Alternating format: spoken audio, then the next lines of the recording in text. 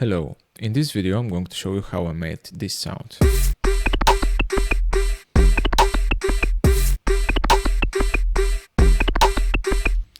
This is an attempt to recreate, of course, the song by Skrillex, Joker and Sleepnet, Tears, and especially that bass sound. So here is the original. And here is my version. So it's not exactly the same, but it is close enough, so I decided to share it. Actually, when I first heard the song, I was convinced that there are going to be so many YouTube videos explaining how to make this exact sound, because this sound impresses. And yesterday I thought to myself, okay, you kind of make music, right? So why don't you try and make this video? So here I am making this video, and I'm going to show you how to do this in Serum. Now, before I show you exactly how to do this, I have to tell you there are a few things. First, this could be done in so many different ways. It could be done with warping audio, it could be done with processing sound, it could be anything. And I chose one way. And second, when I heard the sound, I thought to myself, okay, there is this quick percussive sound, so very quick attack, quick release. Then there is a lot of distortion, overdrive, saturation, and then there is some filtering and some pitch modulation, because I'm not sure if this sound is actually hitting notes or is it actually some pitch or peak of an EQ that is moving up and down. And a disclaimer, I'm not focusing on anything else in that song apart from this sound. So we are going to listen to this, but this is just to give us some context, and this is cut from the original and with some kick and clap or snare. So if we go here, this is the init preset in Serum, and I have drawn just the note E in a MIDI clip, which is giving us the rhythm, even though I'm convinced that in the original they didn't use this with MIDI. They did it with some sort of an LFO or I don't know, warping audio. But anyhow, I decided to make this with the MIDI pattern. So the first thing that brings the character to this sound is the short attack and release. And in this case, I'm going to use the second envelope, and I'm going to turn down everything to 0. And I'm going to go and control this level with that sound. And right now we're not going to hear anything.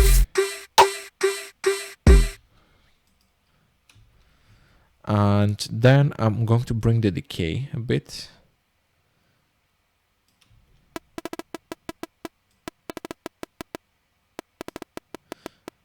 Give it just a tad of attack. And some release, so it's not clicking that harshly. And this is still too harsh, so I'm going to go to analog basic shapes, and I'm going to use the sine wave. So as you can hear, it sounds like a percussion. Then I'm going to go to the effects. I'm going to turn on the distortion, and I'm going to switch this to the synth mode, and I'm going to bring the drive and the mix all the way up.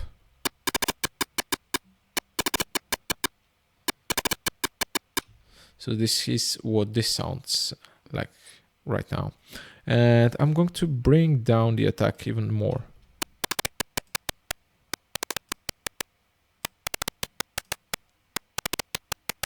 So again, it sounds like some sort of percussion. Then the next thing that is going to give character to this, in the way that I created this, is an EQ actually. And this EQ, I'm going to use a peak like that.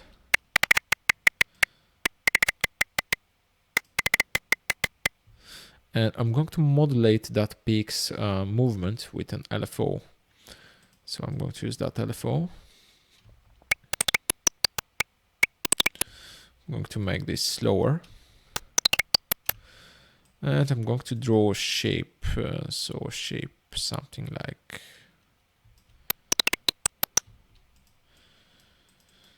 that, going down and then going up and then going up here and then going down again.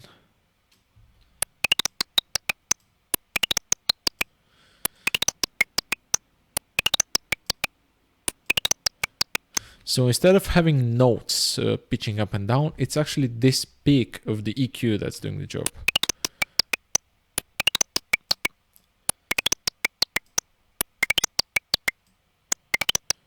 So these are the three main elements that produce the character of the sound. The heavy distortion, that peak, and the very short release and attack.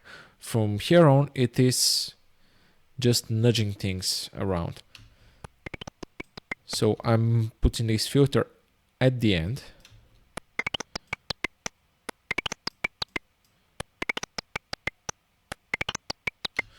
And this is taking care of those high frequencies that are too harsh.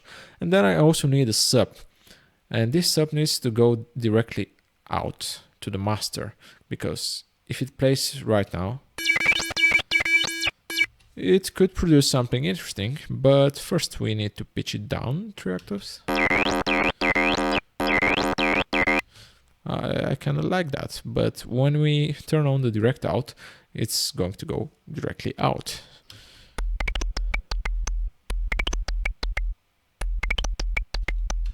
And it already starts to sound similar to what I did before.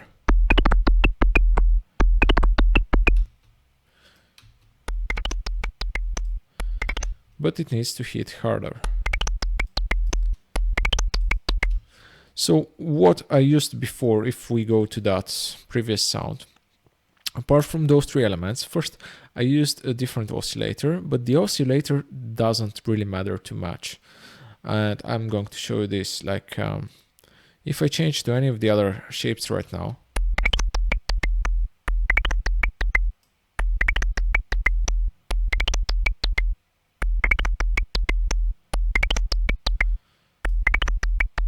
there is very little change in what we hear. However, we could use some more movement. So I'm going to go to the analog and the basic Moog, which is a nice wavetable, and I'm going to control it with that same LFO. But I also have to go and control its volume with that short envelope. And I added a different oscillator primarily to use some unison here.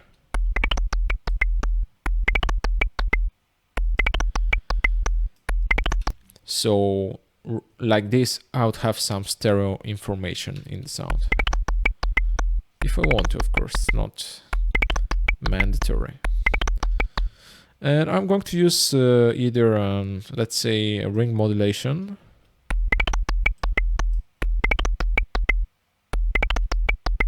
We can try FM.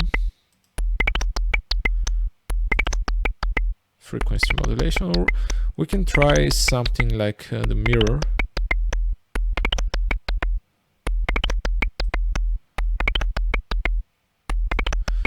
It's again to give us that very, very subtle movement. It's almost not making a difference. Actually, if I turn this off completely and I turn some sort of noise and I make it one shot, but I choose a quick noise like a kick or a hat or a snare.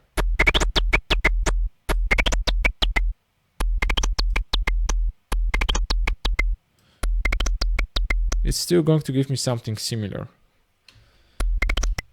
Let's hear it with the other sounds.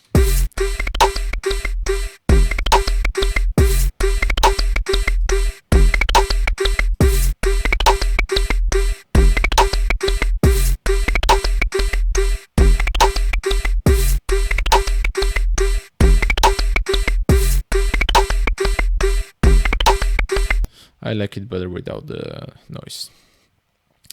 Anyway, then I'm going to add some chorus to the sound. That's too much chorus. So I'm going to make it a really tiny delay here and very little depth and very little feed.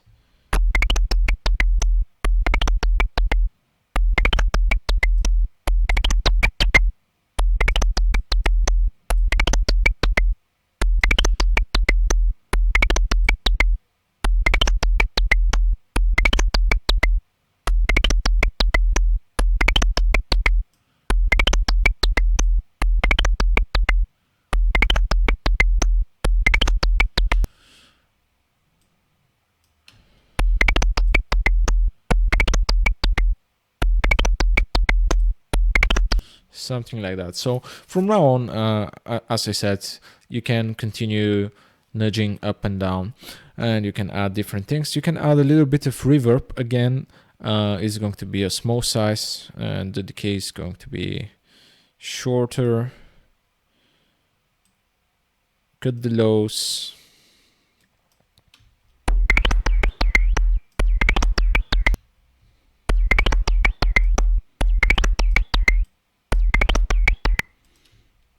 Maybe use a plate.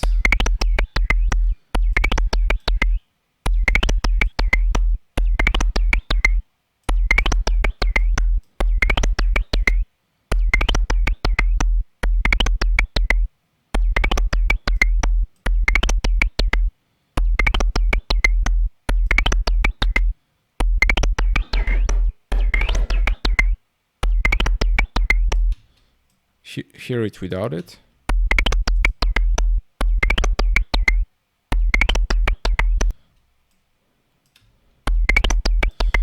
Not sure if it contributes enough, but I'm going to add some drive to the filter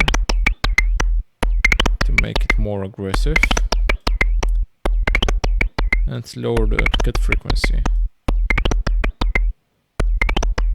Let's hear it again with the music.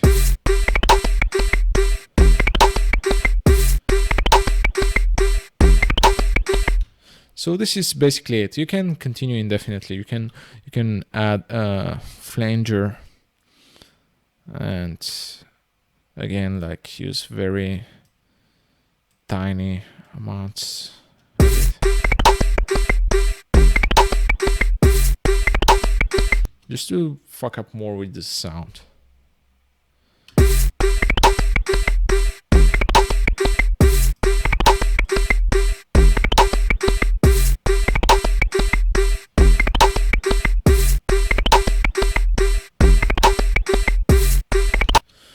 And then at the end, what I have added here is a compressor and an EQ.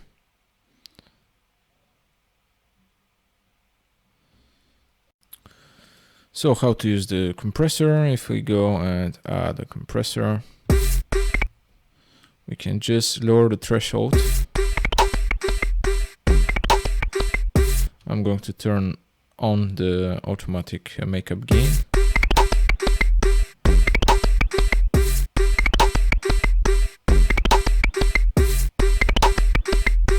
And this is kind of gluing together the sub bass and the top layer. Additionally, we might add some filters here and link those two.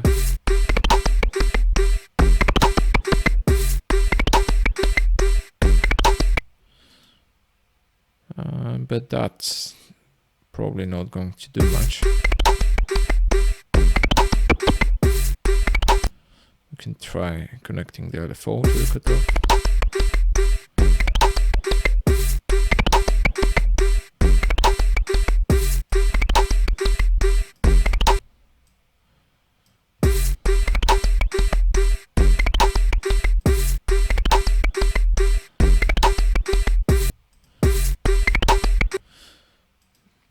And EQ, of course. So with the final EQ, we can take off a little bit from the top end.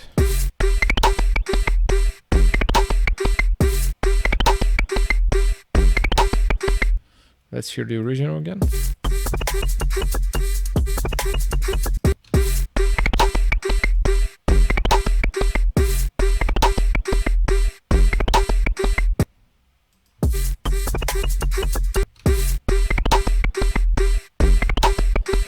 Something like that. And of course you can continue adding saturation and compression and effects. Something interesting that we might try to add is what was it called? Resonator. When you want to create some harmonics out of percussive elements, there was the spectral resonator. I haven't used this much. It's a sort of new thing in Ableton. Let's check it out. Of course, we would need to just add a little bit of it.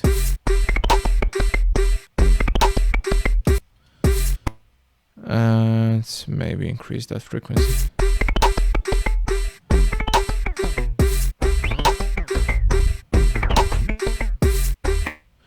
And we can of course automate that frequency, align it with what we've done, but I'm not gonna go there.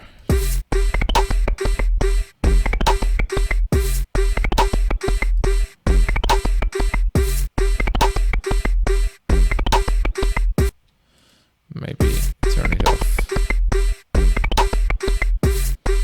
Anyway, that's all from me for now. If you want to see future videos, show some support in the comments. If this video gets a lot of views, I'm probably going to feel stimulated enough to create new ones. See you next time, probably. Bye bye.